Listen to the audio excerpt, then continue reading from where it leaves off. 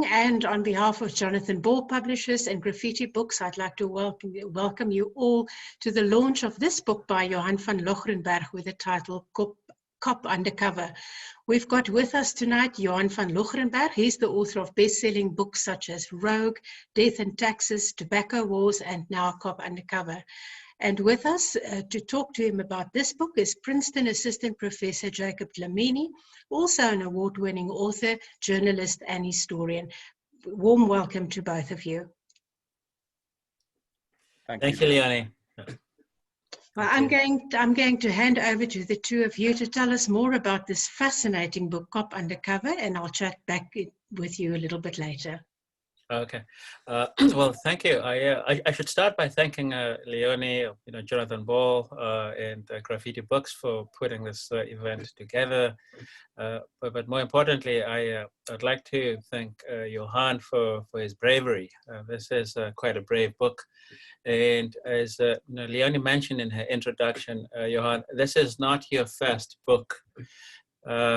And the first question I have for you is, what is different about this book? How does this book compare to your previous two books? Hi, Jacob, and everybody else that's listening. And also thank you to Graffiti and Jonathan Ball for hosting the launch. I would say the style is very different to my previous books in a sense that the story I tell here is very, very personal. Not that the other books weren't, but I start literally on my day of birth, and I try to share myself and the different phases of coming of age, so to speak, from being a privileged white little boy in apartheid South Africa,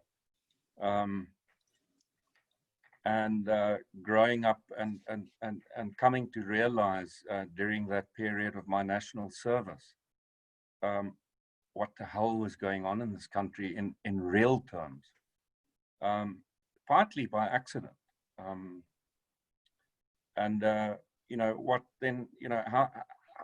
how those circumstances affected me and remain with me to this day. It ultimately shaped me, and it shaped the manner in which I view the world and the manner in which I view people, and to a large extent determined how I approached my work subsequent to the first democratic elections. Yeah. So I mean, this might sound melodramatic, but I'm going to use it anyway. So it's said that Max Weber, the famous German sociologist, that each time he finished writing a book, he would suffer an epic nervous breakdown, and he knew this.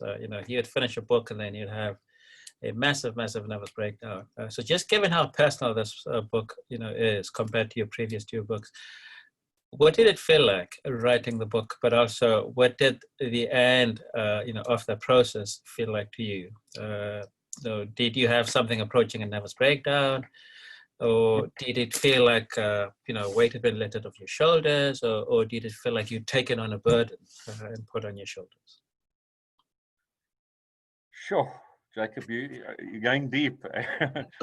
Look, it's a deep book, so we have to treat it with respect. Yeah.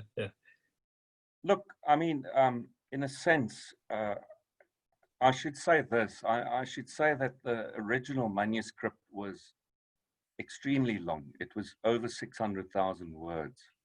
And the book has been cut down to just over 90,000 words. So that gives you a sense. I really, when I started writing the original manuscript, really visited my diaries from school days, actually, and during my national service, and when I concluded that, and subsequent to that.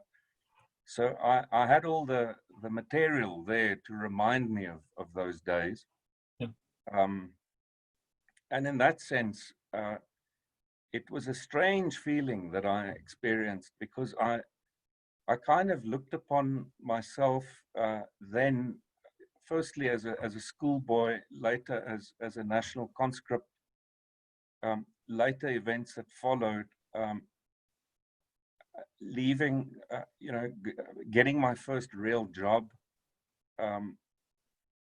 All of around that time, there were all these changes going on in the country, and I was actually quite amazed at and shocked at myself for behaving in the way that I did, or making the choices that I did. It was in that sense, it was surreal, if I can use that term, because I'm a lot wiser, and I've been through a couple of rodeos and mills since. And I mean, I had to ask myself, what was I thinking? There's one scene in the book where I describe meeting the newly appointed, in those days, Minister of Law and Order, going to his house, trying to make a fuss about the shenanigans that were going on in the security police at the time, in the military. And I think now back, what if I had just disappeared in a motor car accident, as some people did, or fell out the window, as some people did? So it was that kind of feeling, I suppose, looking back upon a young Johann, and just sometimes shaking my head, sometimes really going back to those days where, I sat in that little shop in Ashdown outside Pietermaritzburg, and we were listening to music called fusion in those days. Spyro Gyra and Bob James and Michael Franks, people who follow that kind of music would recognize them instantly. Grover Washington Jr., which was the commonality between myself and the one character that you meet in the book, who in his own way taught me certain things, and we remained lifelong friends to this day. But we were worlds apart, and there was this one single commonality, and that was this kind of music. And add with that lemon twist and vodka, and we both youngsters, and we both, I was certainly more clueless than he was, but and he is a much wiser human being than I am. But I drew from him almost instinctively in the way in which friendships work. And I remember those days fondly. I actually sort of cried about it, because so much time has gone by, and in a sense, we were so much closer then, at a time when we weren't supposed to be close, than now, when we can be close. And, now we both have families. I got married late in life. I have a little girl in the house now. And so there's this contrast between normality and abnormality, and the bizarre and chance, and choice and consequence, and all of those things. So you can actually maybe hear I'm still struggling to properly make sense of all the different emotions and things that went with writing that book. Yeah. So you described it as a coming of age story, so a Bildungsroman, of sorts. But it's also a vivid account of public service, or that at least is how I read the book. The question I have for you, I have a few questions along this, along this vein, but I want to start with this one. What is it? Just think about how raw the book is, and also how personal it is. What is it about your personality? Just looking back and reading your old diaries, and thinking back to a much younger Johann. What is it about your personality, you think, that lent itself to the kind of work you did? Because in some ways it was reckless work. It was brave work, but it was also courageous work, right? It was living on the edge and living on the margins. There's a vivid description, to use the word vivid again, of your torture, right? In this isolated prison, cell. But what is it about your personality, you think, that lent itself to the kind of work that you drew yourself to? Because you know, you weren't just chosen for this work, but you also, I think, chose yourself for the work. That is so. I mean, I tried to set out the key elements of what I think made up the basket of attributes and elements that, when I was given the opportunity to participate in that program, why I decided to do it without much hesitation. And like most things in life, I can say, you know, there isn't just one answer. It would be a combination of factors that make up me as who I am. If I have to highlight, I think, the most prominent such elements or factors about my personality, I would have to say it probably, you know, the divorce of my folks at a very young age caused me to become more observer, more aware, and more capable of recognizing patterns and things in, you know, in relationships and people. But as a consequence too, you know, we, when I say we, I mean my sisters and I were brought up by our second mother, Anna Maslahula. And, you know, she taught us key values in life at a time when, you know, this country was just nuts. You know, it was just, you know, you had this little government that considered themselves the chosen people. And somehow she fulfilled that mother role. And at the same time, my mother was a strong woman, as was her mother, who we called Oma Mommy because we thought that was her name.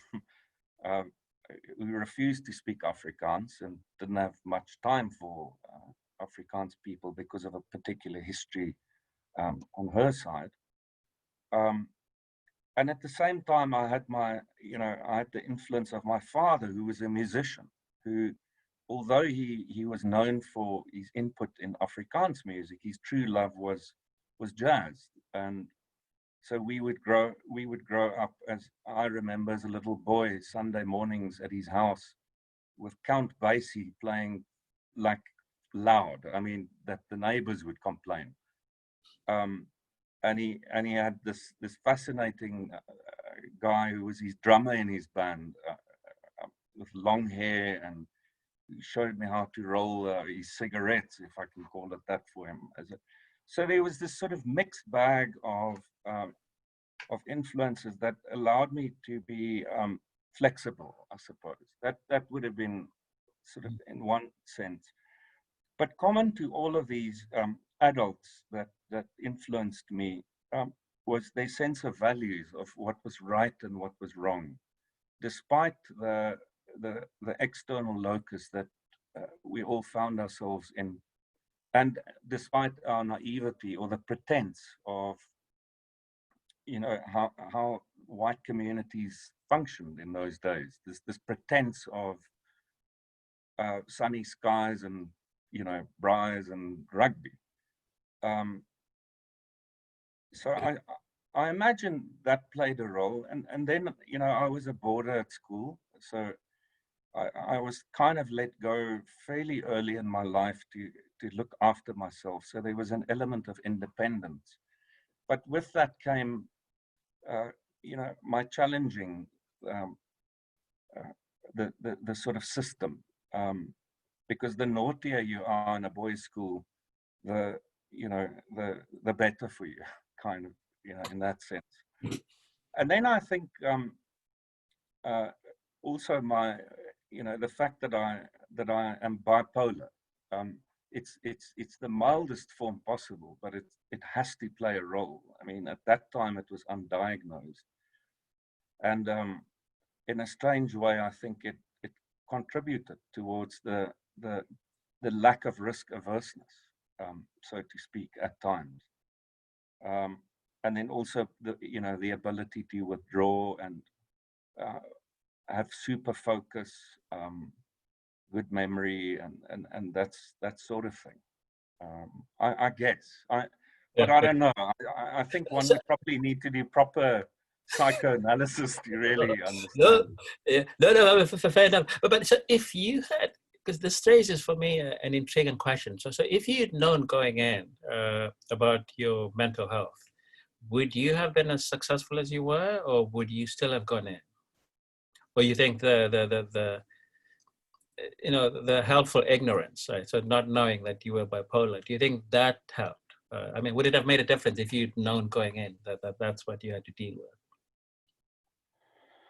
Look, I'm not good at speculating, but I'm guessing I would still have done the job. I would still have taken up that job because as you read the book, you come to discover it wasn't a job that I went looking for. It was sort of at the tail end of me assisting a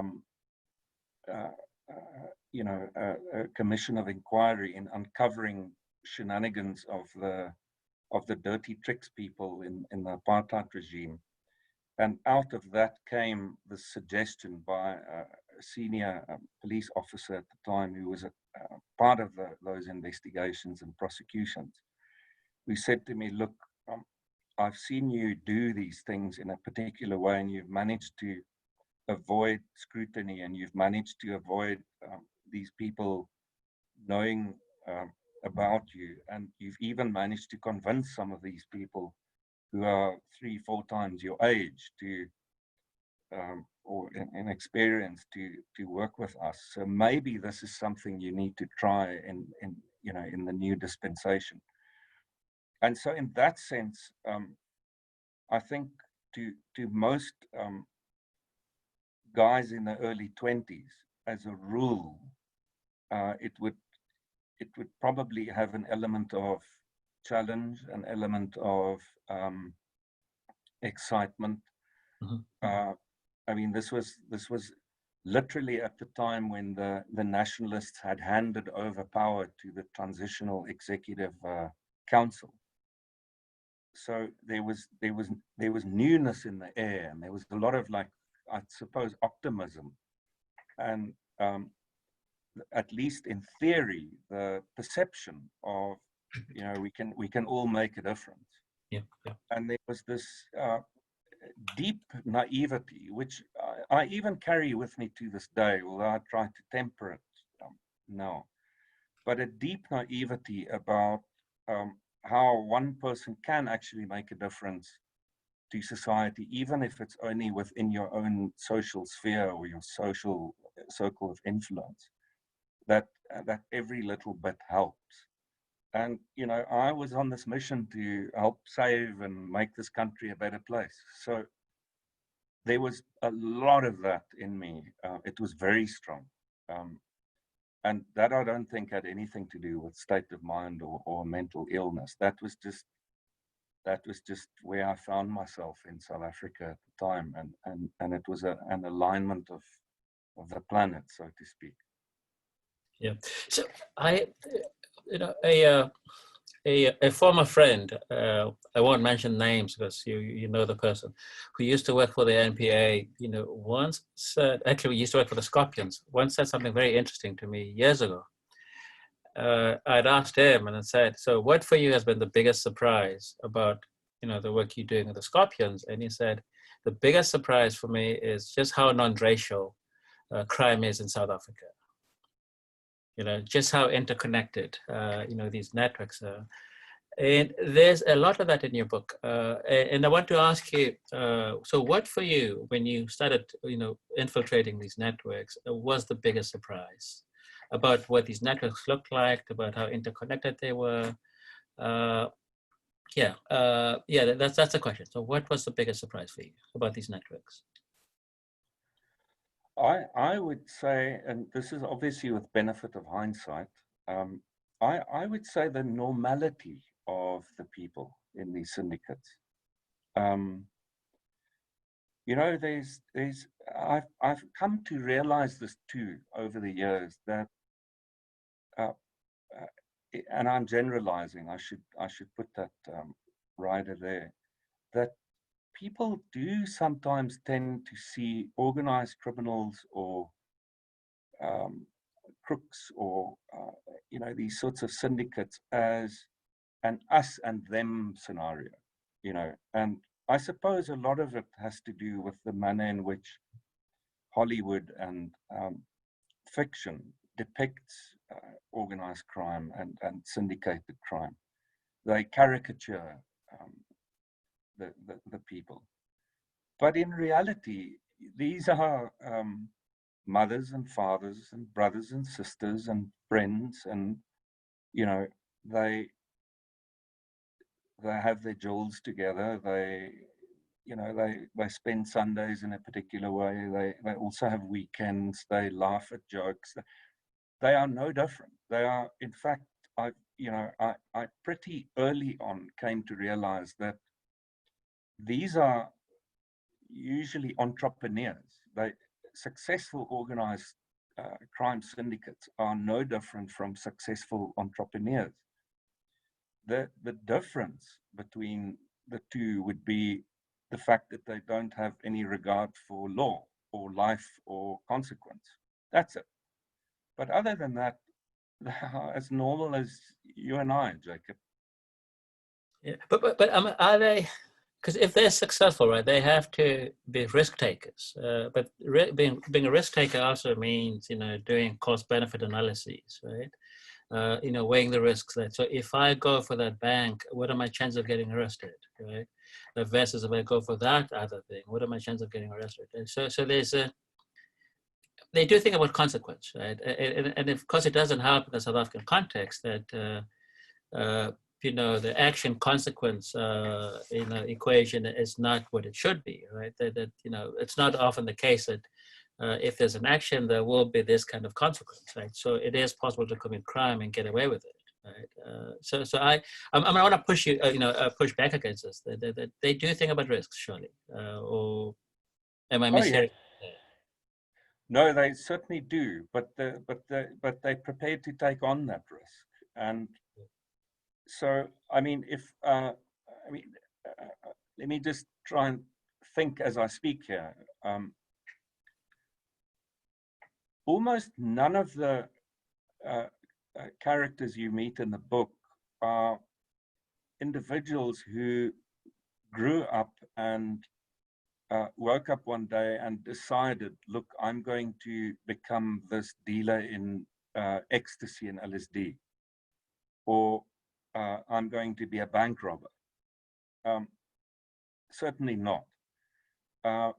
All of them have hardship tales. And, you know, that's certainly an interesting element to them, that I always took the time to try and understand who are these people and how did they come to do what they do? And common among all, you will find hardship tales, certainly. When I mean, what I mean with that is, had they an opportunity to perhaps go and study at university or get a job somewhere, or, you know, had they access to a wealthy family, or at least a family that had sufficient money, you know, to put them up in life at a young age, their lives would likely have turned out differently. So that would be the one common factor, I guess. The other one would be how it is, or how it came to be, that they engaged in those crimes. It was always about an opportunity. You know, it was either somebody who grew up in an environment where they saw this from a very early age, and it was pretty much that or poverty. You know, and then with that, they sort of assumed that lifestyle and everything that came with it. So if it was the bank robbers, it would have been, you know, the violence that comes with it, the having to hijack cars or steal cars in order to get getaway vehicles. But I can quite easily imagine you know, some of those people that I met in those years be something completely different, and you know, a citizen that positively contributes towards society. It's the circumstance that kind of took them into that life. On the other flip side, there were also just, you know, people who just they just wanted to make a quick buck, and they got away with it, and then it just kind of grew from there. You know, one opportunity, take a trip to Amsterdam, you get to see Europe, and at the same time you quickly drop off a parcel and come back with some money, or the other way around, and then the next time round take some pals with, you know, and before you know it, it's a regular thing. It happens more frequently, and it's fun, and they get caught up in the whole lifestyle of, in those days, the rave scene that had just hit the streets. And that was sort of more, I suppose, in a sense, a cultural aspect. I guess, you know, you asking me professorial questions, and I'm trying to do them justice. And I'm one of those people who prefer to say to you, you know, that's a good question. Let me go and think about it, because I want to respect the question. Yeah, no, I mean, it's a you know, it's a challenging book, right? It's a challenging book because in some ways it makes you think seriously about, you know, public service. You know, so what does public service mean if you have to work in the shadows, right? So what does public service mean if you have to work among criminals, right? People who, as you were pointing out earlier, have no respect for law, right? You know, in a context where we need law, we need order, right? But I want to ask you, in some ways, a question about Jay, right? You know, your persona, your undercover persona. How do you expect the many criminals that you brought down? How do you expect the syndicates that you compromised to read this book? Look, many of them, I think, already put two and two together around 2014, when my face was splashed all over the newspapers in what had happened at the South African Revenue Service. So I can well imagine some of them going, okay, now I understand. There were also some of these people who I had interacted with after I'd come out of the field and stopped being an undercover cop, and dealt with whilst I was employed at the South African Revenue Service. And strangely enough, I mean, in the one case, the guy actually chuckled afterwards and said, "Look, you know, you conned me on that one. That was a good one." And he was actually very good-natured, and he took it in his stride, because at least for him, I think it was always a reality. You know, he just didn't know it was me. I'm certain there will be people out there who will be very angry with me, and I understand that. But I should say this, Jacob, you know, in most instances, I always made a point of saying to people at the time, when they would present to me opportunities to participate in their criminal activities, I would literally say to them, "Look, you're going to get busted here. This does not feel right. I don't think you should do this. Please don't do this." And in many cases, they would go and do so against my advice. And, you know, they must live with the consequences of their actions, or they had to. And certainly many did. So, yeah, look, that's not something I had much control over. I mean, I still maintain to this day that I would not have been able to write this book had the state intelligence services and law enforcement agencies protected my identity as they ought to have in 2014, when, you know, that nonsense happened at the Revenue Service. But because they didn't, I was, plastered all over the news. I became the poster boy of that fictional rogue unit propaganda that helped the state capture gang. And my life was placed in danger effectively. And they let me down. And as a consequence, I felt quite comfortable in, telling these stories because I was known in certain circles. People knew me very well for many, many years. And they could put the face to the name and realize. So I guess that would be my sort of off-the-cuff answer. Yeah. So an undercover cop who is about to, infiltrate, so the cash in transit heist, crooks, or some other syndicate. I mean, what advice would you give them? What advice would you give a young person who's about to do what you did all those years ago? Go and work undercover. I'd say don't do it. Not if you're young. But if you have to do it, because somebody has to do it, I would say I would take a leaf from my handlers. These are the people that were responsible for managing me and overseeing my activities. And that is that whatever you do, you keep proper records. You must be able to account for every minute and second of your life at all times, because people will try and discredit you, or they will try to, reflect negatively on you. So keep proper records. Secondly, don't take chances. Always do everything within the law.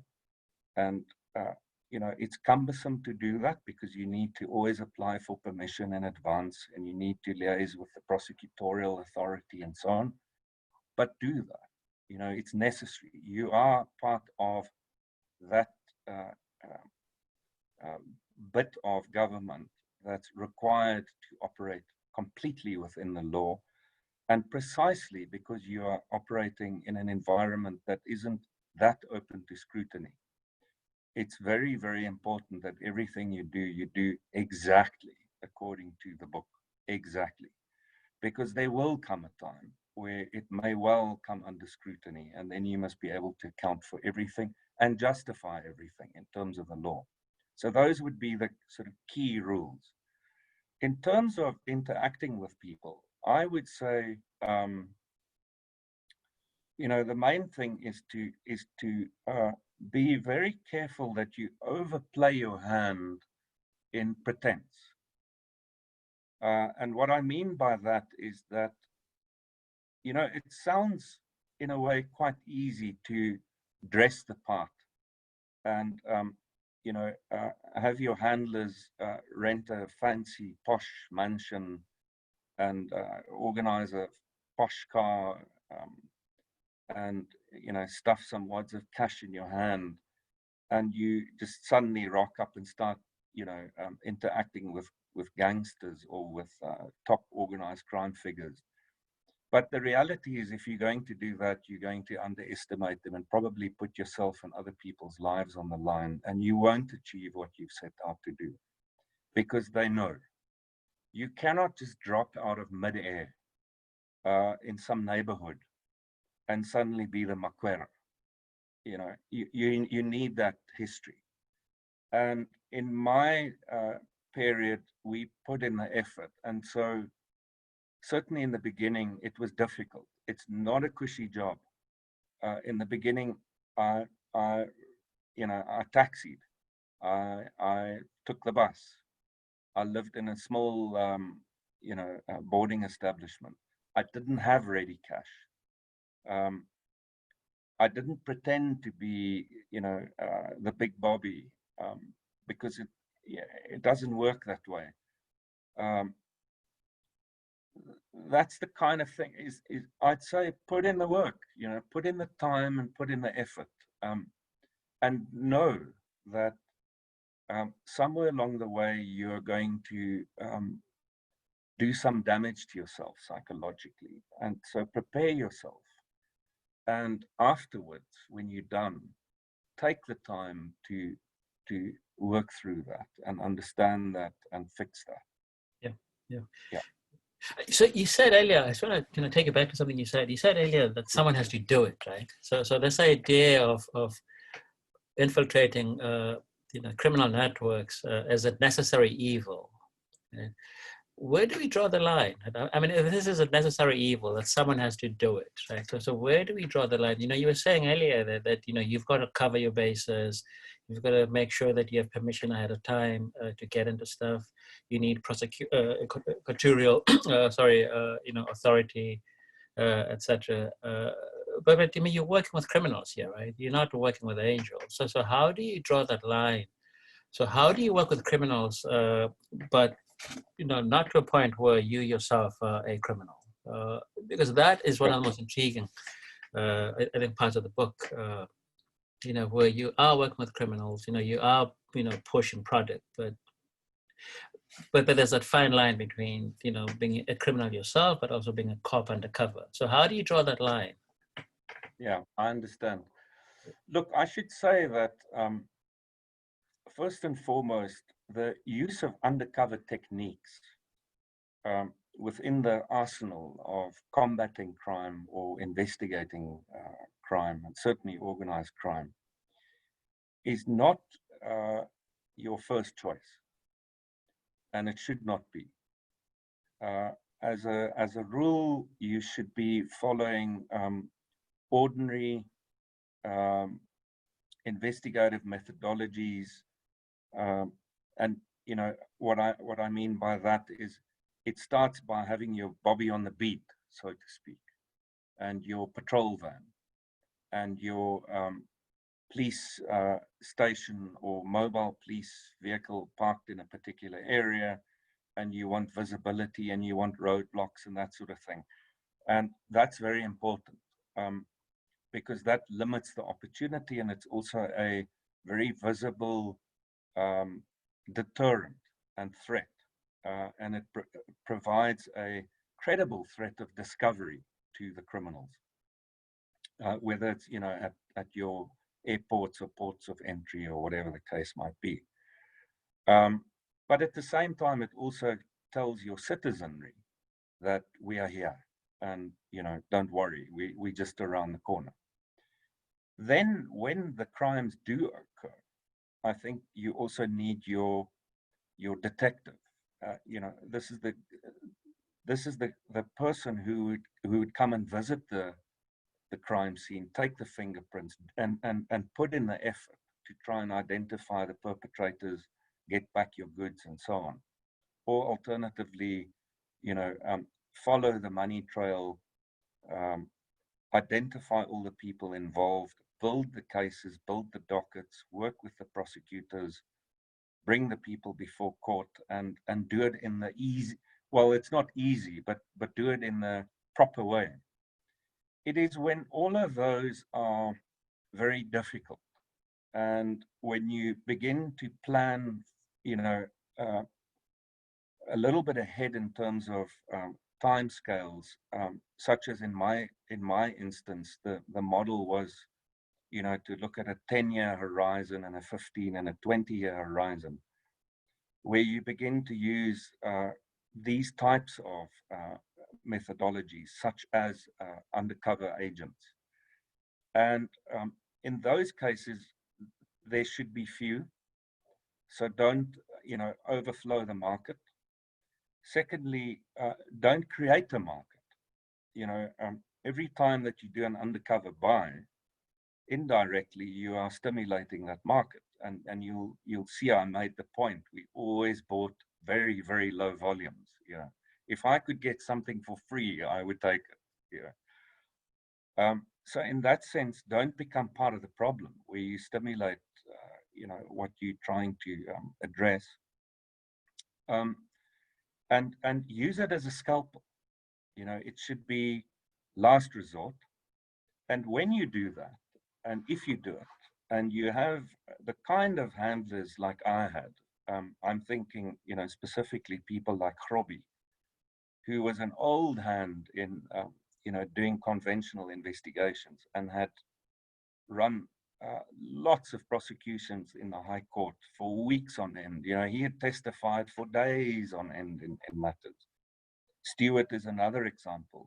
Martin too. These people were almost fanatical about administrative work, you know, which pained me tremendously, but it was very important. We knew that this was a scalpel. We did not treat this as a shotgun. And so you use the methodology when you have nothing else left in your arsenal. Then you go and use your undercover techniques. And there are also then different categories. You know, I described what we used to call shallow cover agents versus the deep cover agents, which had to do with, you know, the classic sting operation, where you enter into a transaction with the view to present that all as evidence in a criminal prosecution, versus something more akin to what I did, which was you kind of pave the way for those sting operations and you piggyback the shallow cover agents onto those. And it's not for everyone, you know. It's also not dependent on the individual. I was part of a team. I worked close with my handlers, very close. They were my lifeline. I think Stewart described himself as my mother and my father and my brother and my sister and everything else. So, you know, in that sense, we were a team, as we were with the prosecutors at the time. And you know, in the end, your life depends on it. The secrecy that you're involved in needs to be maintained. But you always know that, you know, what you're busy with is something that that you're using only because all other methods failed. And I have to say, I mean, if you know, there were two things in the book that left me wanting more. Was your description of two of the key friendships in the book, and one is with Henry, right, and the connection is through music. But you know, I mean, I walked away from the book feeling like, you know, surely there was more here than you giving us. And then the other was with one of your handlers, where there again, I think the relationship gets complicated towards the end, but it's not clear what the complication is.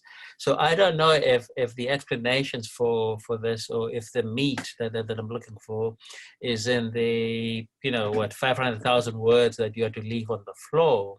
But I'd like you to say more about this, about what, you know, what you had to leave out of the book, or what you left out of the book that might help explain what felt to me like, you know, like gaps. Because I, you know, on the face of it, I can see, you know, why, you know, Michael Franks would be the immediate connection. You know, why the food at the fast food place that he, you know, he ran would make more sense as an entry point. But presumably you were coming to him in uniform, right? Presumably you were coming to him as part of a system. And if he was involved in what he was involved in, he would have had to be very cautious, right, about how he interacted with you, yeah, about how he engaged with you. And after all, you were just a troopie, right? So, I mean, what he would have hoped to gain from just talking to a troopie would have been different from, say, trying to, you know, turn an officer. So there's that there where, you know, I just keep thinking that, you know, surely there's more to this association than is in the book. And then, yeah, with, you know, one of your handlers, and there again, you know, I mean, it may well be that you're trying to protect the handler, but you know, can you say more about at least two of these friendships, and you know, what you feel like you could not say in the book about them? Look, Jacob, you would know, writing a book does come with limitations, you know, especially these days where the readership prefer punchier, shorter books to, you know, the sort of the longer epic, you know, thick, yeah.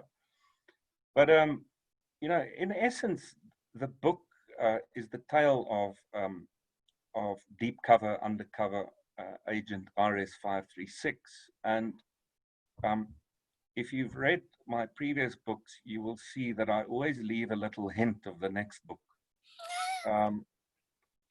You will find it if you go and look for it. So it is certainly so. I do honestly believe, and you and I have discussed this before, that there is a certain period in South African history that is untold, or if not untold, less explored.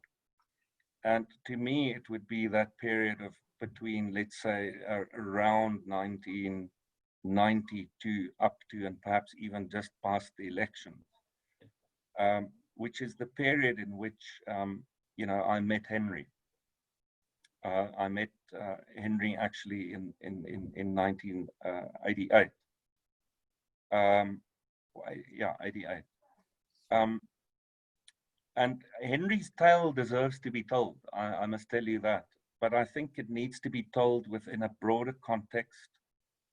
Henry's primary job at the time was to act as a messenger for underground cadres, where it would be easy for somebody to go to a little shop and buy something and leave a message, and then somebody else could come and collect that message.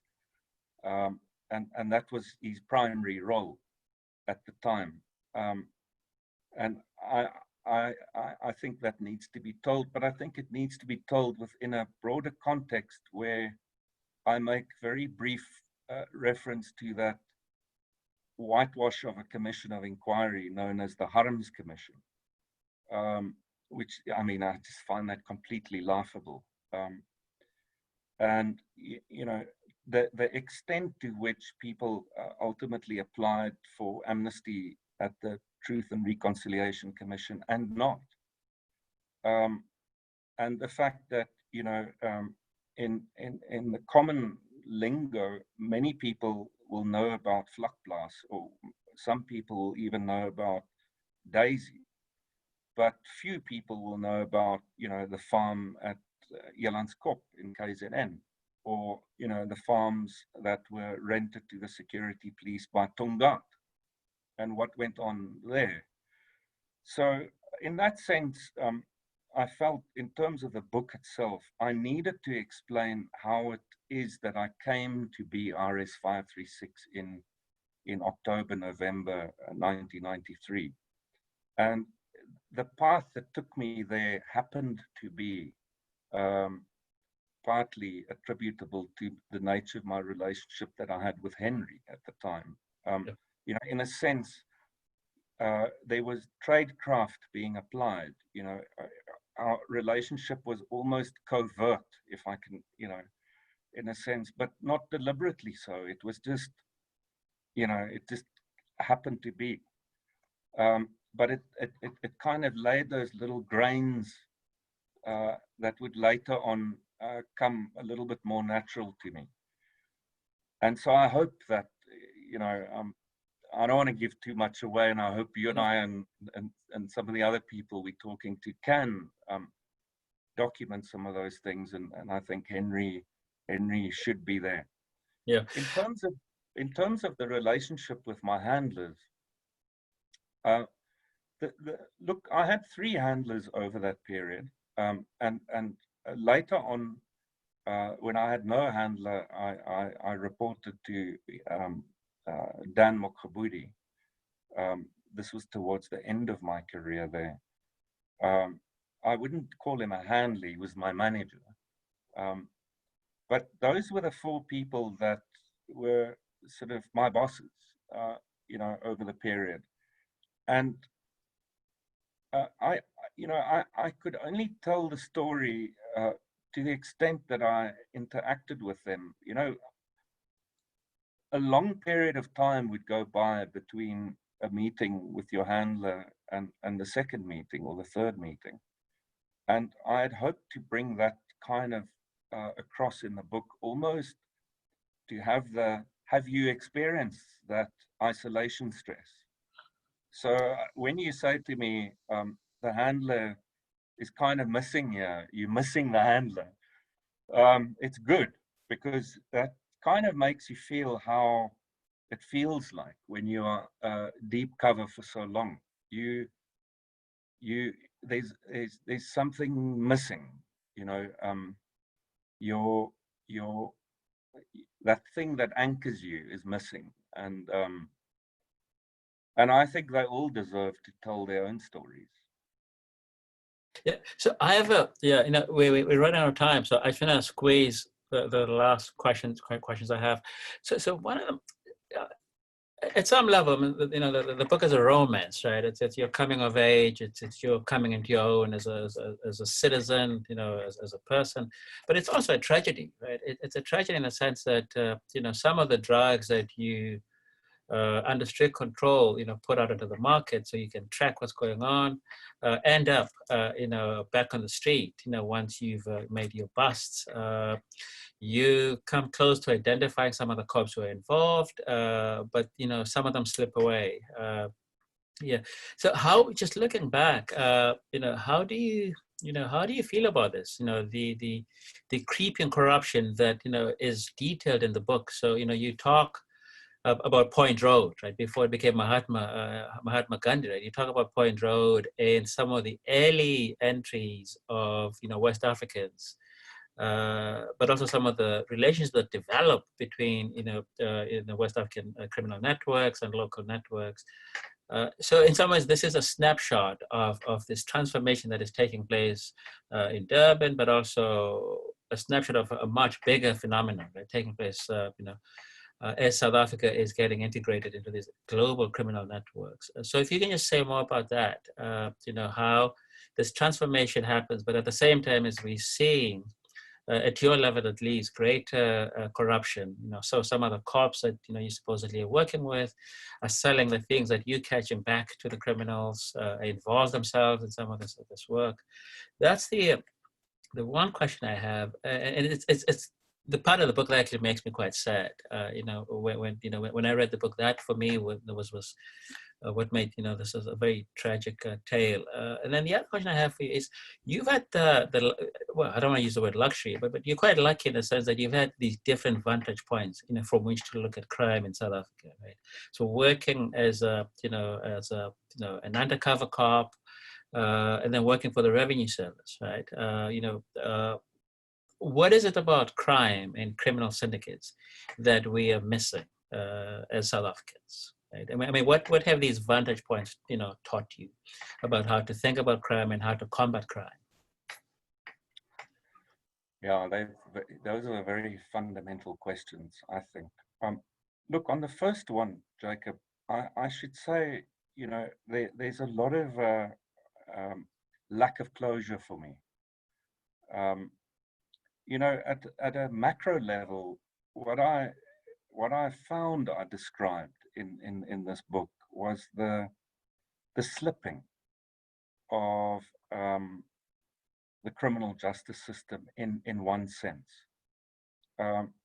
Partly, I think, as a result of the euphoria that we found ourselves post 94, and almost assuming that things are going to be great and it's kumbaya and, you know, all the police and we're all going to do the right thing here and everything's now going to go from zero to hero. And in reality, in my case, that was not the case. I think certainly within the intelligence community, what I hope comes through is that there was an internal tug of war there, where I think some of the old and some of the new came to loggerheads. And that in itself caused, you know, a couple of serious headaches that we would see grow in time to a point where, you know, we are besieged by these intelligence dossiers and, you know, spooks infiltrating the media and almost dictating the public narrative. And influencing people in all sorts of ways. And I track back the roots of that, what I believe elements of the roots of that, to those early days. At the same time, you know, I should say, you know, the majority of people within the criminal justice system are good people. But I don't think we've ever looked at the criminal justice system as a system and as a science. And as a consequence, we tend to look at the police in isolation to the prosecuting authority or the SIU now, or the AFU, or even elements within the revenue service and so on. The manner in which budgets are allocated, the manner in which personnel are recruited and trained, the manner in which we measure their efficiency and efficacy, the way their targets are allocated to them. They are still insular in the way in which they function. They certainly don't function, in my view, as a system. And I think, you know, it's also visible at the macro level if you read my story. You know, in a sense, what was missing were the detectives, you know, who had to pick up, or, you know, those people who had to go and round up and see things through to its natural conclusion. Now, you can forgive the system for it in the early 90s, but I think later on we should have grown, and I'm not too convinced that we grew at the pace at which we believed we were growing. Which takes me to naturally to your second question, is what are we missing and how should this be done? I do believe that, you know, the announcement of the appointment and training of X thousand new police officers on its own it sounds good and it's great, you know. But the reality is, if each and every one of them just make one single arrest, that's one docket, that's one person who has to appear before a criminal court. You need a prosecutor, you may need a translator, you need a scribe, you need a magistrate or a judge. You need somebody who's going to keep that person awaiting trial. Then there's a logical systemic ratio between police officers that investigate crime and detect crime, and the number of prosecutors required, and the number of magistrates, and the number of judges, and the number of court buildings, and the number of recording devices, you know, simple things. And that's missing for me. And so what you don't see is how this big system moves forward. And instead, what you find is somebody gets arrested, they go to court, they apply for bail, they come out of bail, the matter gets postponed because it's affected by what's on the court roll. What's on the court roll is affected by the availability of magistrates and judges. Even at the next appearance, the person may appear and there may not be a scribe, or there may not be a recording device, or there may not be an interpreter. So the matter is postponed again. Or the prosecutor is snowed under, you know, and they send the case back to the detectives to go and get fingerprints, which ought to have been done in the first place. And that's completely disjointed. And make no mistake, the organized criminals, and I'm not talking about opportunistic criminals, I'm talking about the heavies here, the guys who set out to run businesses of crime. They know this very, very well. And so don't think the Stalingrad method that we've heard of is unique. It's not. They know. I mean, I remember in my day that some of these Mandrax syndicates had lawyers on retainer. Some of the cocaine dealers had lawyers on retainer in case their runners got bust on a Saturday night to go and get them bail late in the evening, you know, as opposed to letting them stay for the weekend until the Monday to have to appear in court. They had special funds and bank accounts set up where X amount of the profits went into in order to pay for legal services should somebody get bust in their organization. So that for me is the missing part, is the manner in which our committees in Parliament also operate in silos. And instead of calling, you know, sitting with the Ministry of Finance and saying, look, if we're going to allocate a budget to the Ministry of Justice, for instance, let's understand what is the ideal ratio of magistrates and judges and court personnel to prosecutors. And let us then, how we allocate money and resources to the prosecutorial services, let's align that to those parts of government, whether it's the Home Affairs investigative component or Revenue Service or the police or the Hawks or whatever, and so on. And the same should be when you set your targets of measuring their efficacy or efficiency. So to merely say that the police is effective because you've achieved so many arrests really means nothing if you don't measure that against the number of dockets, the number of cases that went before court, the number of, and all of this is of course also time bound. So you have to look at standard times. You know, what's the amount of time that you spend concluding an investigation versus the prosecution and so forth. I think, but that'll take time. We're a young, growing democracy. We're a constitutional democracy. We have a very good constitution. The majority of South Africans are very, very good people. We are by far outnumber the bad guys. And we will learn. We will become better. I have no doubt in that. You know, and I hope my story also shows that, you know, that each of us can, we can do something. Yeah. I can't resist, but I have to sneak this one in. So that point where the criminal networks intersect with the, you know, with the apartheid agent networks, right? So I'm thinking of you know, a prominent soccer administrator whose name I won't mention, who was one of the key players in the Mandrix trade, you know, but also claimed to be working for the ANC when actually was working against the ANC. What can you say about that? You know, the extent to which you know, some of these criminal networks were actually you know, part of the anti-apartheid establishment. So you know, so crossing boundaries to undermine, you know, the anti-apartheid struggle. It's a convoluted question, but it's because I don't want to mention names. Sure. Look, I mean, the reality is that organized criminals will always look for opportunities, and you know, the more money they can make, the better, and the quicker they can make it, the better for them. And it just so happens to be that they will always look to politics.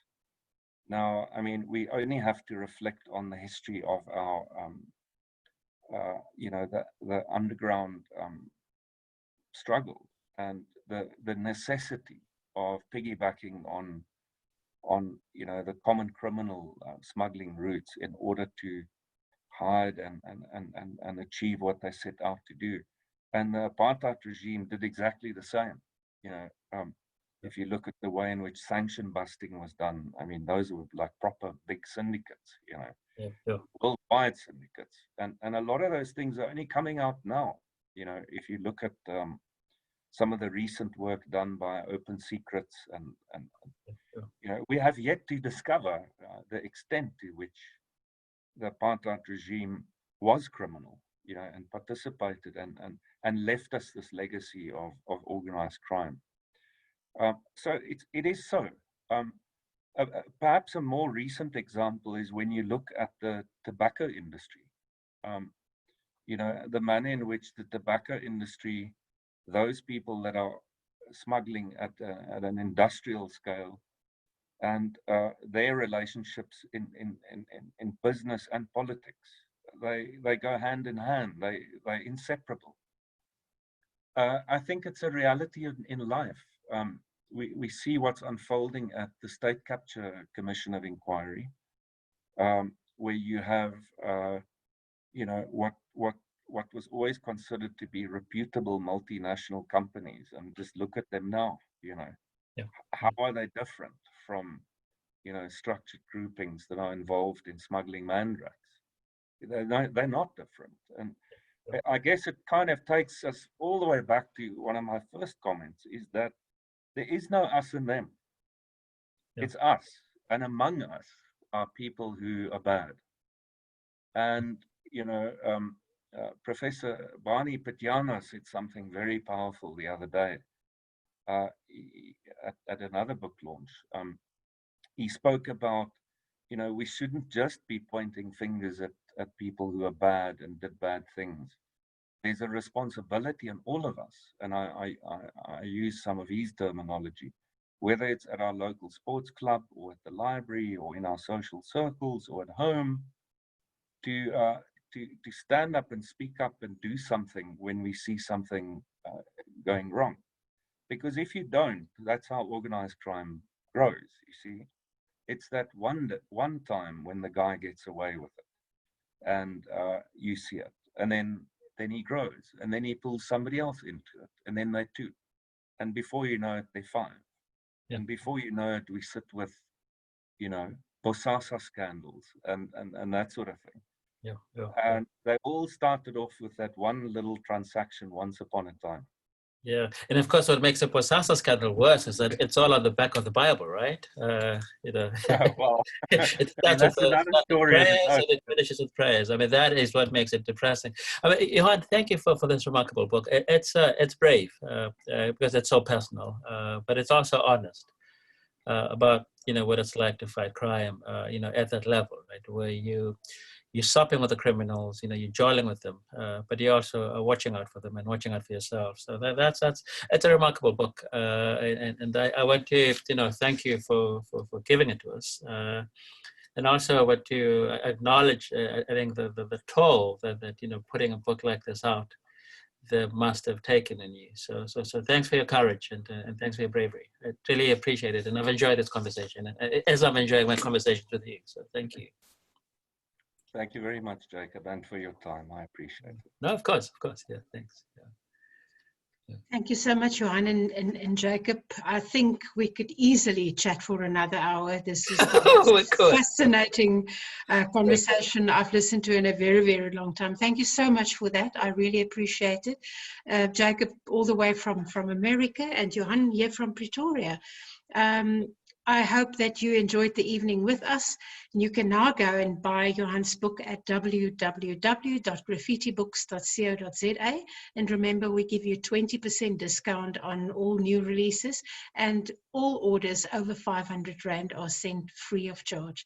So thank you so much again on behalf of Jonathan Ball Publishers and Graffiti Books. Thank you so much for joining us. Have a nice evening, and I hope you're all going to go out and buy this fascinating book. Thank you so much. Thanks, Leonie. Thank you, Jacob. Yeah, we'll chat, Johann.